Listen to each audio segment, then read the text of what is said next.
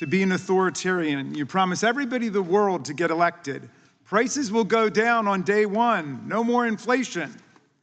We're going to end Russia's war on Ukraine. The world's going to respect us. And then you get in, and even though you inherit an economy from your predecessor that's described as the envy of the world by The Economist magazine, you crash everything. Mr. Speaker, I found the preamble to this big ugly bill.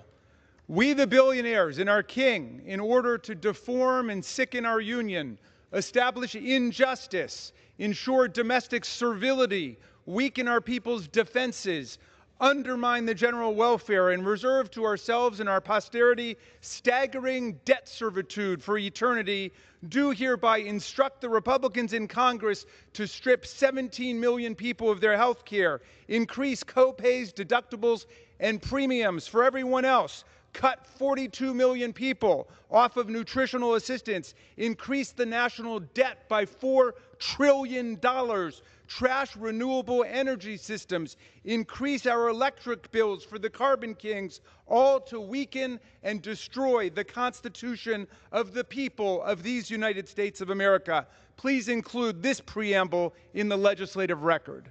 I yield back. Gentleman yields back. Gentleman from North Carolina. Sometimes our colleagues will say, we have three co-equal branches. Really? First of all, co-equal is not even a word, okay? Secondly, if we're co-equal, why is it that Congress has the power to impeach, try, and convict a president and remove a president, but the president doesn't have the power to impeach, try, convict, and remove us? Pointing fingers is for losers. I'm quoting our colleague, Representative Chip Roy, from last week. And this has become a mantra for our colleagues in the wake of the devastating flooding in Texas, which cost already 132 lives with still 160 people missing. It's now an article of faith among our colleagues that in the age of climate change disasters like Hurricane Helene, which cost 200 lives in North Carolina, or deadly tornadoes in the Midwest, you name it, in the age of out-of-control gun violence, whether in Uvalde or Buffalo or Charleston or Parkland, we should never engage in finger-pointing or casting blame or attributing responsibility to individuals.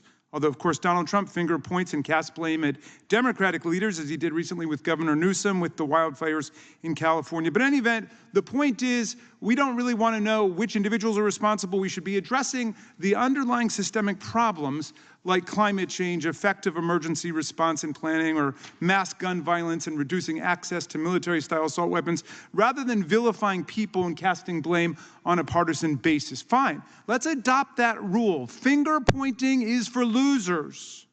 For this committee, no to finger pointing, yes to problem solving.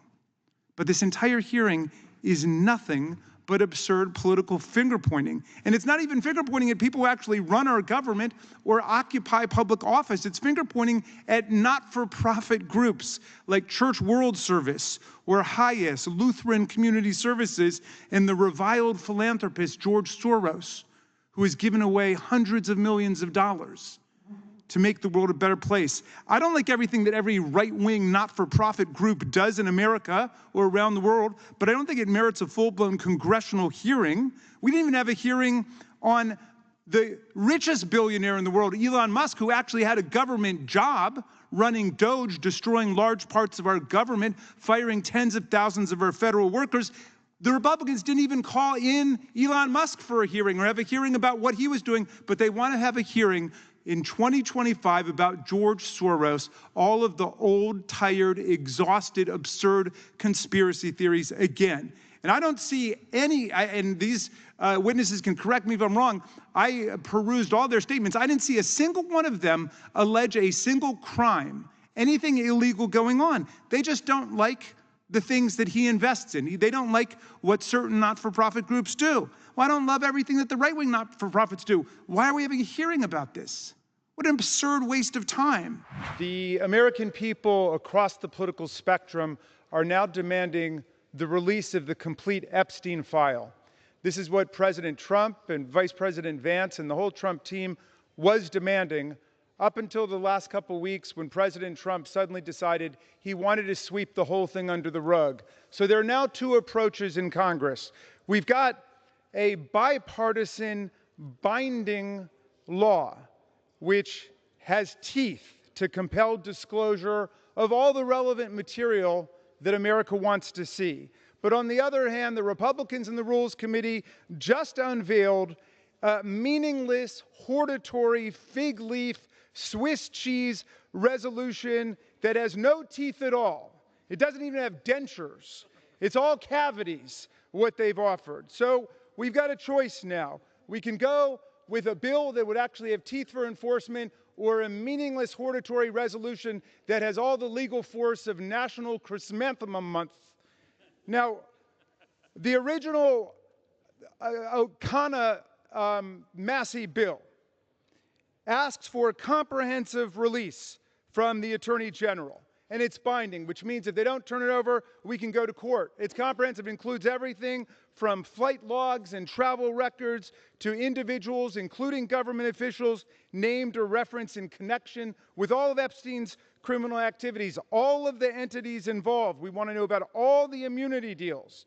And it even tries to deter and account for destruction, deletion, alteration, misplacement, or concealment of documents and records. All of that falls out of this fraudulent resolution they've thrown up at the last minute here. There's nothing in there except for a series of qualifying weasel words which are added to give complete unilateral subjective discretion to the Attorney General. Can I have 30 seconds more?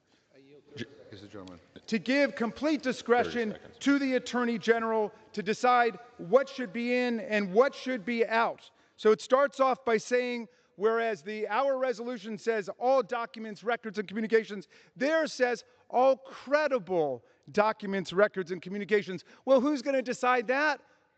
Attorney General Bondi, in conjunction with Donald Trump, who today said that a letter that he wrote to Jeffrey Epstein on his birthday, which is published, which has all of the indicia of credibility, is not credible. That wouldn't be included. Let's release the real Epstein file. This week's events show how MAGA has turned American justice completely upside down and inside out.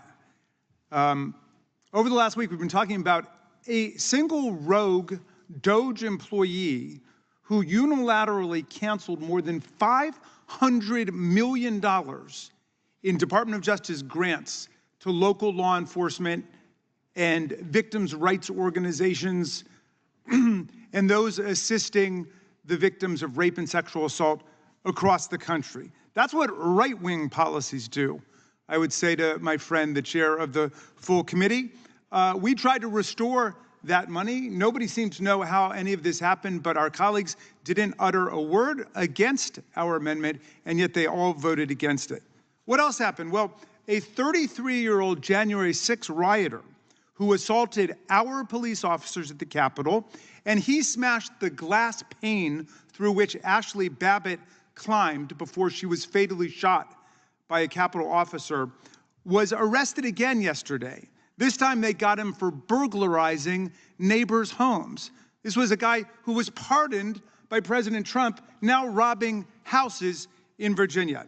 This Zachary Alam was serving an 8-year sentence after a jury convicted him of 7 criminal felonies and 3 misdemeanors when President Trump granted him clemency as part of the mass pardon of 1,600 insurrectionists and rioters for the thousands of crimes committed on that day. At sentencing, U.S. District Court Judge Friedrich described the testimony of police who recalled Alam as, quote, by far the loudest, most combative, and most violent of the January 6 rioters who attacked the police in the part of the Capitol that these officers were defending. And yesterday, the Trump Department of Justice agreed to pay nearly $5 million to the family of Ashley Babbitt, the rioter who tried to storm the House Speaker's lobby on January 6 after she broke into the Capitol and after the aforementioned Mr. Alam broke that window. The Department of Justice originally took the position that her wrongful death lawsuit brought by her family was wholly without merit, no basis, and that Babbitt's civil rights had never been violated by the police, and that the police officer acted reasonably in defense of members of Congress and in defense of Vice President Pence. A Capitol Police investigation cleared the officer involved, saying his actions at the height of the riot, quote, potentially saved members and staff from serious injury and possible death from a large crowd of rioters who had forced their way into the Capitol, into the House chamber, where members and staff were steps away. In 2023, then House Speaker Kevin McCarthy said, I think the police officer did his job. Now, although Trump's new attorney general is set to give $5 million to the rioters' family, Trump has not proposed to give a penny to the more than 140 police officers injured, wounded, hospitalized, disfigured, and or disabled in their violence, and nothing to their families. He's proposed no money payments to the bereaved family of Officer Brian Sicknick, an Army veteran with 2 tours abroad who died at age 42 here on January 7th, 2021, the very next day after being brutalized by rioters. The decision to give millions of dollars to the Babbitt family and nothing to the families of the police officers who defended this Capitol, who defended us, exacerbates the insult of Speaker Johnson's continuing refusal to hang a simple plaque in honor of the officers who defended the Capitol and the Congress and the Vice President. A plaque mandated by law and now more than 2 years overdue on the West Front of the Capitol. The Speaker's stubborn refusal to respect the law is craven submission to the executive branch, to Donald Trump, who wants to pretend that the rampaging mob that he sent to Congress was made up of patriotic heroes and that the people he pardoned were, quote, hostages and, quote, political prisoners. A hostage is someone who's been illegally abducted by a terrorist group like Hamas and held for a financial or political ransom. A political prisoner is someone like Alexei Navalny or Nelson Mandela, who's been imprisoned for ideological reasons, not for violently assaulting the police or engaging in seditious conspiracy or destroying federal property. But the administration's effort to create big news yesterday was Trump's acting U.S. attorney in New Jersey, a blatantly partisan prosecutor who has bragged about working to turn New Jersey red. Well, she announced her intention to indict our colleague, Congresswoman LaMonica McIver, on charges of assaulting, resisting, and obstructing law enforcement based on the now famous May 9th incident outside of Delaney Hall, an ICE detention facility in McIver's district, where she was conducting a scheduled oversight visit with other members of Congress, including our 80-year-old colleague, Bonnie Watson-Coleman, and the mayor of Newark. Well, Delaney Hall is operated by the private prison company GEO, a major Republican donor that gave $1 million to Make America Great Again, Inc., and has faced numerous lawsuits for its treatment of detainees and unsafe conditions. The members had a lawful right to be there and to investigate, and even after ICE initiated a scuffle to arrest the mayor of Newark on public property, the House members were let in to tour the facility to conduct nonviolent oversight, and the tour went smoothly.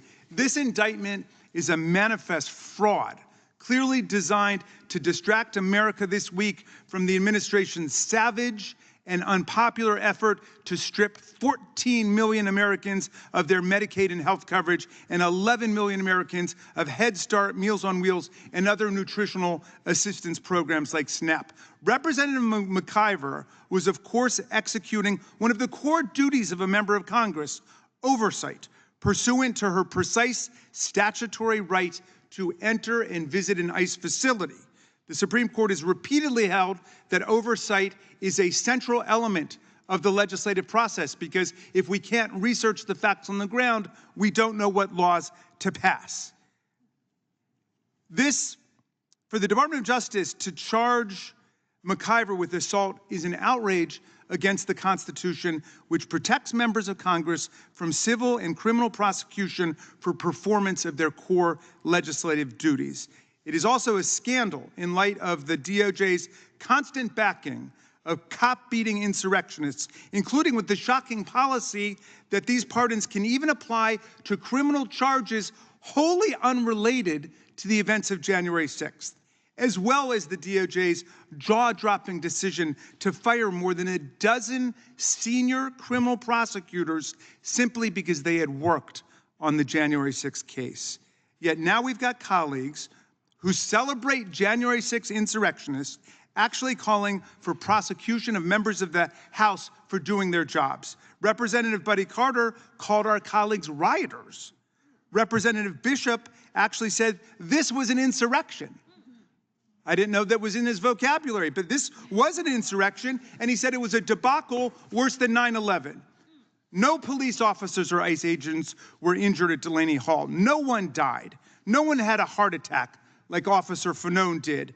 There were no strokes. There were no broken jaws, no broken necks. Nobody was forced out of police work like Sergeant Gonell was. Yet we've got members of Congress who would gladly jettison the speech and debate clause, which protects all of us in our work, the First Amendment and the Article I powers of Congress, to score a few cheap political points at the expense of their own colleagues. In Trump world, violent insurrectionists and cop-beating extremists are heroes. They're martyrs.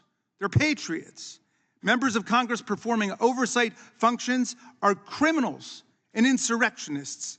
And veteran criminal prosecutors of January 6 felons are fired, so Donald Trump can continue to pander to his private militia of pardoned rioters and insurrectionists, and a reserve army of extremists who've proven themselves willing to stand back and stand by. Let me show you what a real assault on police officers looks like. If you'd roll the tape.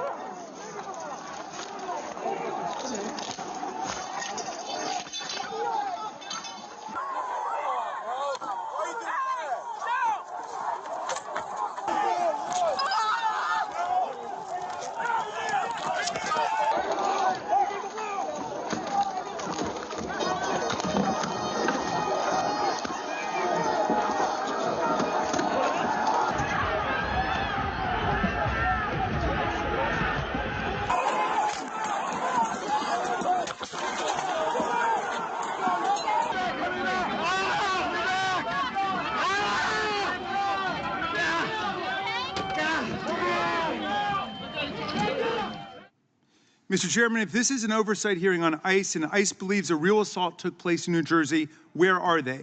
Why are they not present today? The star of the show is absent, and that, my friends, is no oversight. I yield back. This hearing, if our motto is going to be finger pointings for losers, this hearing is for losers. Because all it is finger pointing at somebody who doesn't even have political power. This is an oversight hearing before the Oversight Subcommittee that's not doing any oversight on the government. Indeed, the Judiciary Committee has not yet conducted a single oversight meeting this Congress with a single government witness. Not one. They've not called Attorney General Bondi. They've not called FBI Director Patel. They haven't even called anybody to talk about George Soros from the government. They won't subject any of their government officials to any cross-examination by this panel. Now, I think this is an absurd waste of our time. Why are we not addressing urgent policy problems like the pervasive nationwide violation of due process and First Amendment rights by ICE and other federal agents who arrive now in unmarked cars, in plain clothes, without badges or arrest warrants, and then snatch people off the streets and send them to a torturer's prison in El Salvador? Do you think the United States House of Representatives Judiciary Committee should have an interest in defending due process? So my colleagues say, you're not for due process for guilty people, are you? Well, yeah, because we don't know if they're guilty until they've gotten due process. That's why due process are the two most beautiful words in the English language. So it separates our rights and our freedoms from arbitrary state power.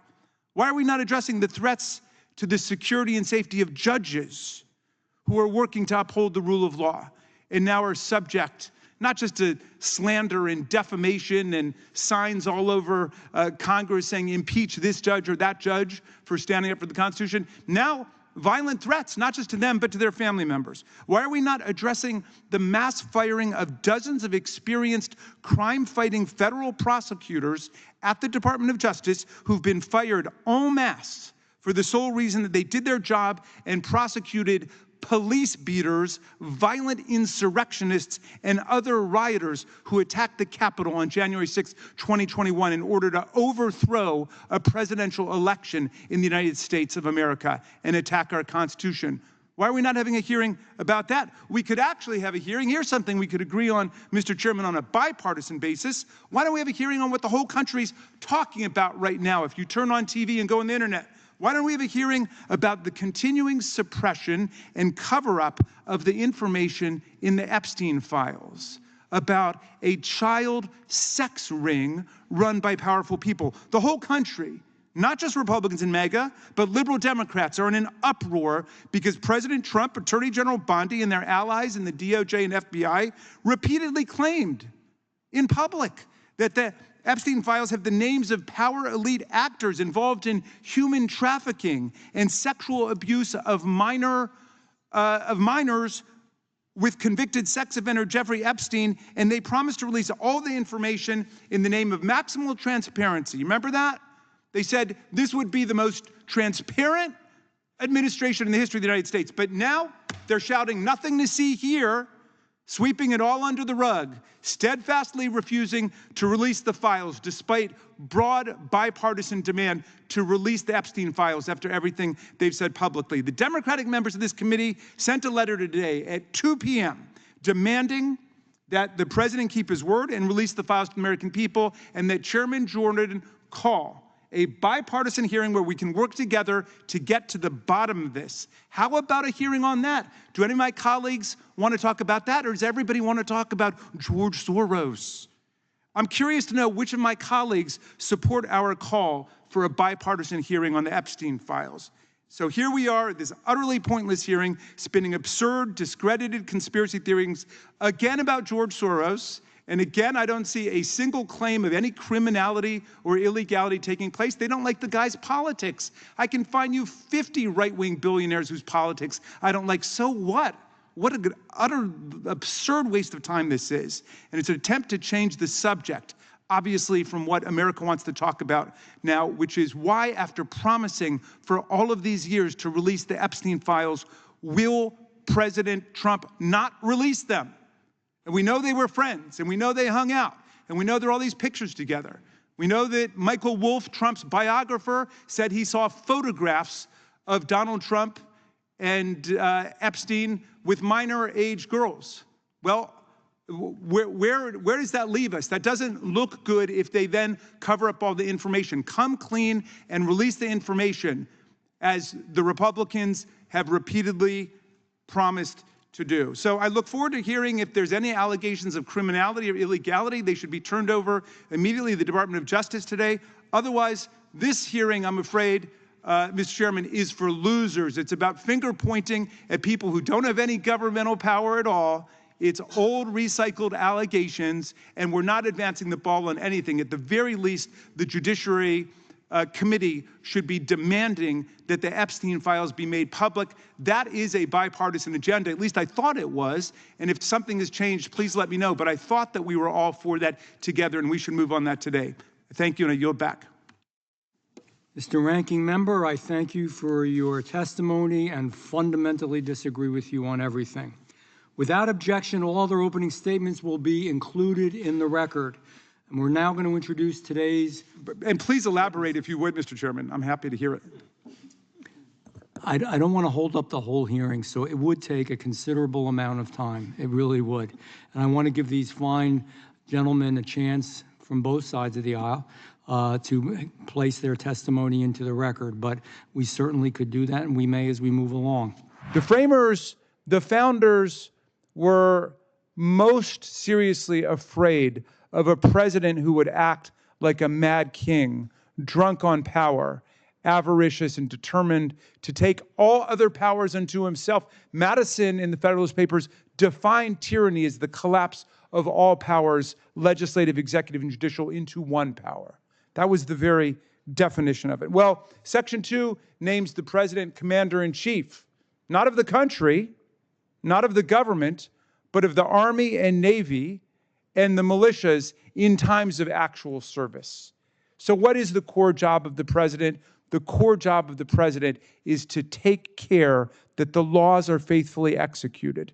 In other words, take the laws that have been passed by the House, by the Senate, signed into law by the president, and execute them, implement them. The president gets his powers only from two places, the Constitution says, and the Supreme Court has repeatedly reaffirmed. The president gets his power either directly from the Constitution or directly from a grant of Congress. And that's it. That's the whole meaning of the Supreme Court's decision in the Steele seizure case in 1952. There are no other powers that the president gets just by virtue of being the commander-in-chief or being the president.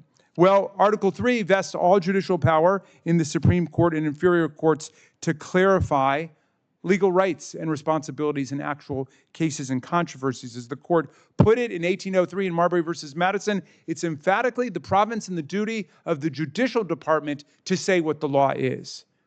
No, Vice President Vance, it's not up to the president to define what the limits are on the power of the president. That's up to the Supreme Court. That's the whole meaning of judicial review in Marbury versus Madison. As Senator Durbin says, we must defend the independence and the integrity and the security of the judicial branch of government.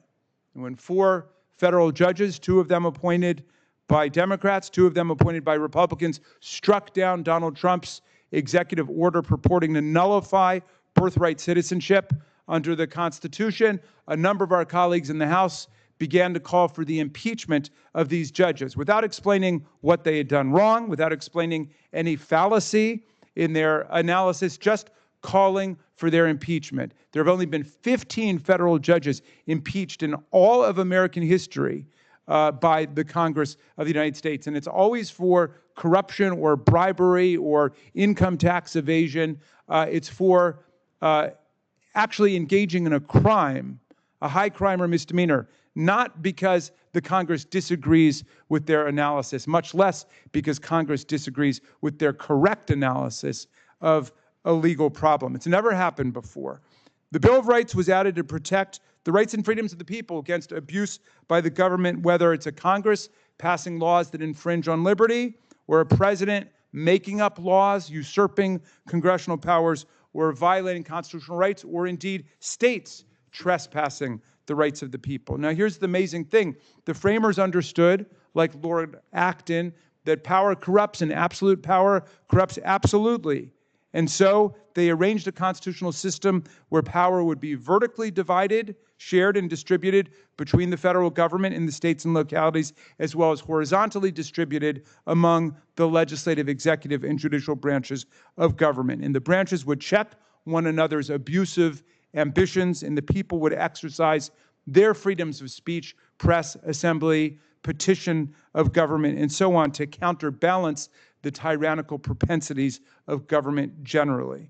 We're in a dramatic constitutional confrontation today where every facet of the framers' design has been activated to try and save constitutional democracy and freedom. From the day he took office, Trump has tried to exercise powers like a king, trampling the rights of the people, usurping the powers of Congress, denouncing judges and threatening to defy the rulings of courts, and violating the legitimate authority of states and their elected officials. Last Saturday, June 14th, which was Flag Day and the president's birthday, he chose to stage a $45 million military parade in the streets of Washington. In response, at least 7 million anti-monarchical Americans assembled in over 2,000 protests in cities and towns across America for the unveiling of No King's Day, a magnificent demonstration of the inextinguishable resiliency of popular constitutional democracy in the face of dictatorial designs against the people. But the people marching in the streets from Philadelphia to Los Angeles, from the boundary waters of Minnesota to New Orleans, are not alone in this process. They reflect a powerful constitutional opposition in motion. Political leaders at the state level are fighting back in court along with their allies in Congress, and we are winning this fight every day in courtrooms across America. More than 328 lawsuits have been filed since Donald Trump, Stephen Miller, Pete Hegseth, Marco Rubio, and Elon Musk took office, and federal courts across the land have remarkably issued 197 preliminary injunctions or temporary restraining orders against this reign of lawlessness. The witnesses before us today, the attorney generals for the people of Massachusetts, Minnesota, New Jersey, and Illinois, are leaders in the fight for the Constitution and federal laws that have been abandoned by the president. And these chief state lawyers are winning significant battles in front of judges appointed by both Republican presidents and Democratic presidents. They are even winning in courts where judges preside who were appointed by President Trump himself. State attorneys general have brought at least 30 lawsuits against the new administration, successfully blocking many of its most reckless and lawless actions. They challenged Trump's efforts to nullify birthright citizenship and won injunctions to stop the order. They challenged Trump's funding freeze and won a court order forcing Trump to lift the freeze and deliver the funds to state and local programs. And when Trump didn't pay up, they went back to court to make him comply. They challenged DOJ's unconstitutional gathering of private data on millions of Americans, and just a few weeks ago won a ruling that will allow the suit to move forward. They sued when the administration tried to claw back billions of dollars in public health money and won an injunction against the rescission so that these funds would be delivered to the people of the states and localities. They sued to stop Trump's policies to dismantle voting rights and won a temporary injunction against major portions of his order requiring every citizen in America to prove their citizenship every time they go to vote. Trump's push against the rights of the people is losing in court, with judges striking down unconstitutional orders and issuing scathing rebukes to his lawlessness. Judge John Kuhnor said of the Trump's birthright citizenship order, "I've been on the bench for over 4 decades. I can't remember another case where the question presented was as clear as this." He went on to ask, where were the lawyers when the decision was made to sign this executive order, and said that it boggled his mind that any member of the bar would contend the order was constitutional. This is a judge who was appointed by Ronald Reagan to the bench. Congressional Democrats have joined the state attorney generals in this fight. Although we're limited in what we can bring ourselves by virtue of very restrictive legal standing doctrines against members of Congress suing the president, we have filed detailed amicus briefs in support of the state attorney general's suits, identifying our unique interests and unyielding determination to defend federal laws we have passed against executive usurpation. Of course, we have won some and we've lost some, and we would expect nothing less under the rule of law. But we will defend the rule of law. We will not be intimidated by Trump's threats and authoritarian tactics. Those of us who aspire to and attain to public office are nothing but the servants of the people, and the people are sovereign, and we all serve in the interest of the people. To every state AG who is with us today, and to those who are not here but are in this battle also for the rule of law, I say on behalf of all of our colleagues, it's an honor to be in this fight with you. Congressional Democrats are proud to stand with you in this fight to protect our Constitution, its values, and the rights of our people. Thank you, Mr. Chairman. I yield back. The economy today is shrinking. The stock market is sinking. Inflation is soaring. $7 trillion in American retirements and wealth has been destroyed. You've plunged us with your imbecilic tariffs into a trade war with the whole world, except, of course, for your bosom buddies in Russia. So now, only 100 days in, with 100 unforced policy blunders, you're the most unpopular president at this point in your presidency in more than 80 years. Barack Obama stood at 69% in the polls. Ronald Reagan was at 73% in the polls. Truman was 87%, and Franklin D. Roosevelt 68%, but Donald Trump is at 39%, the lowest 100-day approval rating since polling began. He controlled the agenda for 100 days. He controlled the House, he controlled the Senate, he's got everything going for him, and his numbers are in the gutter. So now he reaches back into the authoritarian playbook. Go back and please the wealthiest people and corporations in the country. House Republicans want to cut hundreds of billions of dollars from Medicaid, food assistance for mothers and children, veterans benefits, Meals on Wheels, Head Start, any programs that help actual people, all in order to pay for another gargantuan tax break for the president's billionaire benefactors. And here in the Judiciary Committee, our good friends want to help Donald Trump uses power in violation of the Constitution that we are all sworn to uphold and defend against enemies, foreign and domestic. Every day, the administration uses immigration enforcement as a template to erode constitutional rights and liberties. They round up people in the street and disappear them to the torture prison of a foreign dictator without 1 minute of due process, sweeping up completely innocent people who have no criminal record and no criminal charges, in the midst of other people who may have criminal records and criminal charges and should stand prosecution for them if they do have charges against them. They're stripping college and graduate students at American universities of their visas for writing op-eds that the administration disagrees with. They invoke emergency wartime powers like the Alien Enemies Act to fight a military invasion at the border while telling us that the border has never been safer than it is right now. My colleagues say all these measures are necessary to deport gang members, violent criminals, the worst of the worst. But they're not targeting the worst of the worst. They're arresting judges now. They're using federal agents to round up law-abiding members of the community with no criminal records, parents of American children, husbands and wives of American spouses, people who have not been shown to pose any public safety threat at all. They're breaking into cars to arrest mothers as their children's watch in terror. They're arresting people who are coming in for their citizenship interviews. They're staking out people's homes and trolling through IRS taxpayer data in search of tax-paying people to deport.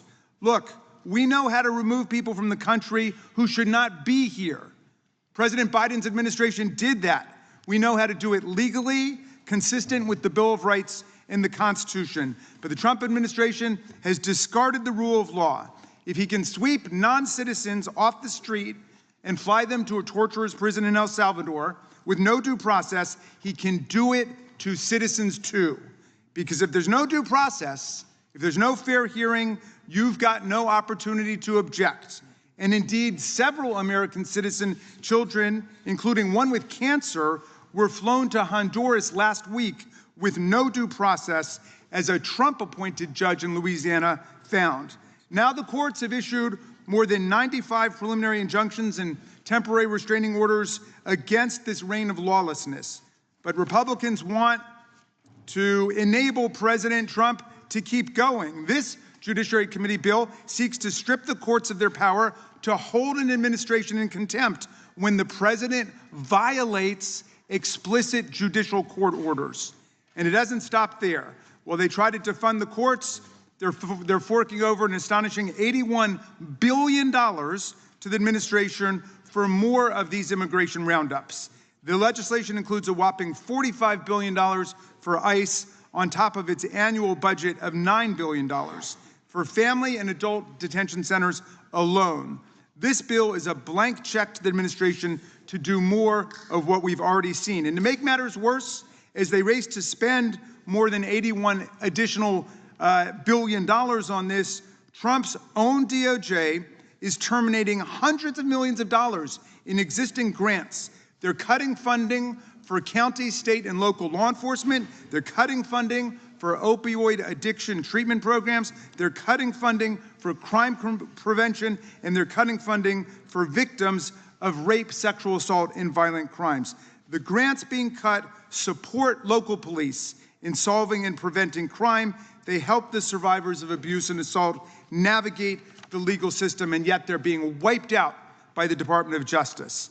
They're also trying to handcuff the agencies that work to make sure our food and drugs are safe and our air and water are clean. The REINS Act is buried in here. It would prevent the government from enforcing our civil rights, protecting workplace safety, and guarding against misconduct by banks. It would require both houses of Congress and the president to approve every major rule from our agencies to take effect, virtually guaranteeing no effective regulatory action on any subject. They've also tucked the Midnight Rules Relief Act in here, which would allow Republicans to bundle hundreds of regulations all together into a single package and vote them down on a single jumbo resolution, which would be used to hide the most destructive deregulatory votes among dozens of others, completely burying it in darkness. Look, this version of an authoritarian America is not what the American people want. Please take note. This is why Donald Trump's polling numbers are in the gutter and an historic low. This is not what the American people are looking for. We urge our colleagues to walk back from the brink here to support many amendments we plan to offer today that will save us money, that will actually address the real problems of the country, and that will protect the constitutional rights and freedoms that we cherish so much in America. This is a test. Are we going to stand up for the majority of the American people, for our Constitution and our Bill of Rights and the freedoms we fought for, or are we going to stand with a president who wants to throw it all away? Thank you, Mr. Chairman. I yield back.